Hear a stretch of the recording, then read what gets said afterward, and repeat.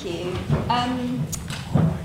My first thought when I was watching the events at Grenfell Tower unfold on television was this is a devastating tragedy, and your thoughts immediately go to the victims, the survivors and the families.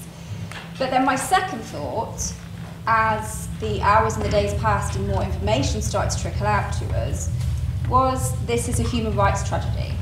And questions are there to be answered about the role of public officials in this tragedy.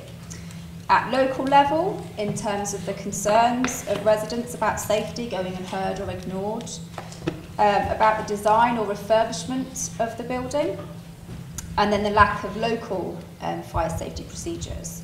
And also at the national level, as has been alluded to, in terms of changes to the fire service and their powers and regulations on building safety.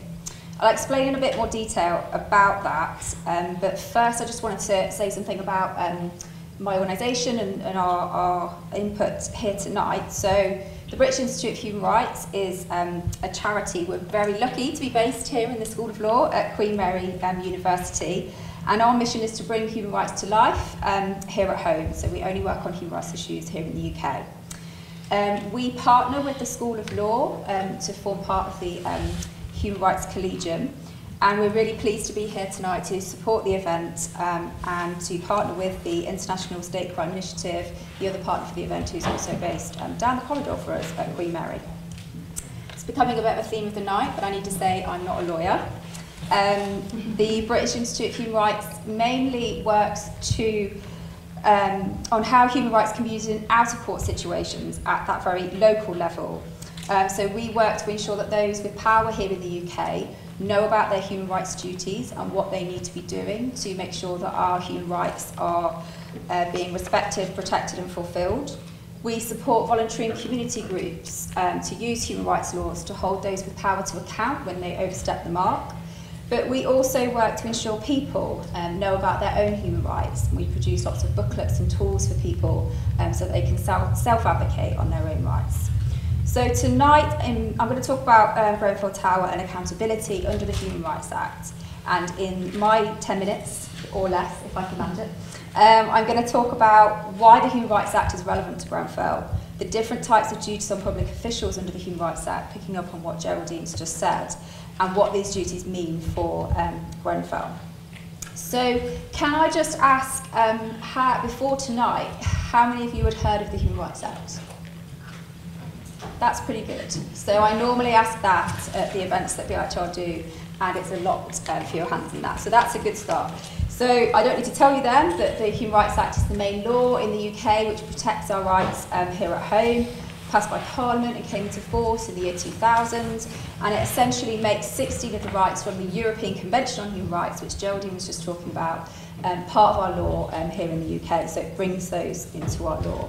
So previously we had access to those rights only through the European Convention on Human Rights, and we had to go to the European Court of Human Rights in Strasbourg to get access to justice. So they're now essentially part of our law here through that Act of Parliament, through the Human Rights Act. Of the 16 rights, 3 particularly relevant to Grenfell. So the right to life, as Geraldine has mentioned, the right to respect for home, not a right to a home, but respect for the home that you have, and then right to peaceful enjoyment of possessions. These are the rights that have been used in other tragedies to hold public officials to account, not only for loss of life, but also for loss of homes and possessions within those homes. So, how does the Human Rights Act work? There are 3 main ways that it works, and they're all relevant to what's happened at Grenfell. First thing is that it puts a legal duty directly on public officials to respect and protect our rights. This means that public officials need to be thinking about our human rights in their day-to-day decisions. That means public officials like housing officers, others working at local authorities, police officers, fire officers. I'm going to come back to that in a bit more detail in a second because that's important for Grenfell as well in terms of where that duty lies. The second thing that the Human Rights Act does is where public officials fail in that duty to protect and respect our rights, we can now take action in our local courts in the UK and ask a British judge to decide whether our rights have been breached. So it sets up a system of local accountability and local access to justice. Finally, the third thing that the Human Rights Act does is it underpins all the other laws and policies and guidance out there. So all of the laws, all of the regulations should be compatible with the rights in the Human Rights Act. And where we don't think they are compatible with the rights in the Human Rights Act, we can again ask a judge to decide whether they are, and if those other laws and regulations and policies are falling short, we can ask Parliament again to look at that. So a little bit more on that first thing, on the duty on public officials, because this is really what gives the Human Rights Act its teeth, because it allows us to hold public officials to account. So who has that duty? So there's sort of two categories of people who have duties under the Human Rights Act. The first one is fairly straightforward, that is public authorities. So things like local councils, the emergency services like the police, fire and ambulance, government departments, NHS trusts, etc. So sort of the arms of the state, public authorities. The other types of organisations who have duties under the Human Rights Act are those who are carrying out what's called public functions.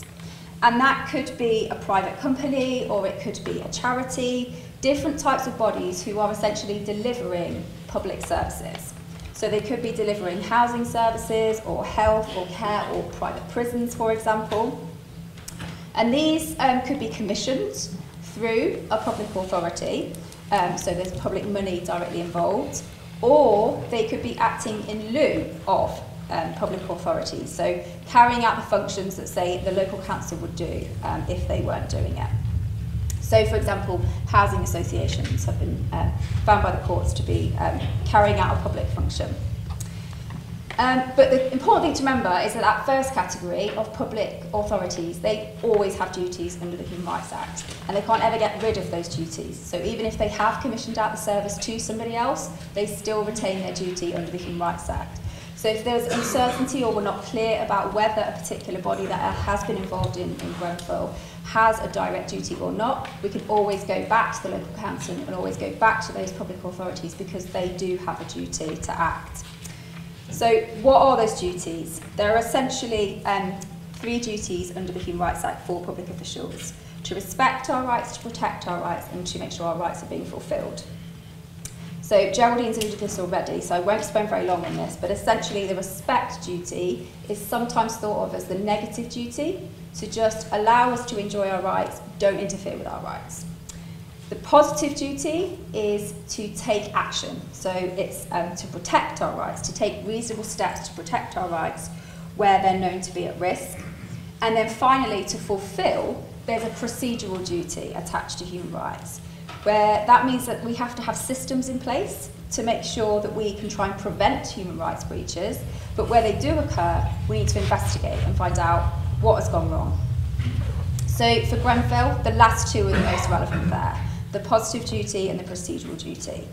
And there will be questions that will need to be answered about whether there's been a failure by the local authority or others to protect the rights of residents, and then an investigation to establish what's gone wrong and where the responsibility lies. And we'll see that kicked off by the public inquiry. So I was going to give a little bit more information on both of these, but I think Geraldine has covered the positive duty pretty well. So thank you. I'm going to move straight on to the procedural duty. And I think Hillsborough, the disaster at Hillsborough, offers some lessons here for Grenfell. And there's a great piece on our BIHR's blog, Act for UK Rights, by Anna Morris, more about this, because she was one of the lawyers involved in the Hillsborough inquiry. So we all know what happened at Hillsborough with 96 people losing their lives. Lord Justice Taylor was appointed to lead a judicial inquiry. His interim report was published in July 1989. That's 3 months after the disaster.